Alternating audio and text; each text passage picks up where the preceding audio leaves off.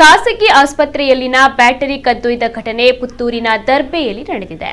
ಪುತ್ತೂರಿನ ಹಿತ multi speciality ಆಸ್ಪತ್ರೆಯ ಜನರೇಟರ್ಗೆ ಅಳವಡಿಸಿದ ಬ್ಯಾಟರಿಯನ್ನ ಯಾರೋ ಅಪರಿಚಿತರು ವ್ಯಕ್ತಿಯೋರ್ವ ಆಟೋ ರಿಕ್ಷಾದಲ್ಲಿ ಬಂದು ಕದ್ದೊಯ್ದ ದೃಶ್ಯ ಸಿಸಿ ಕ್ಯಾಮೆರಾದಲ್ಲಿ ಸೆರೆಯಾಗಿದೆ.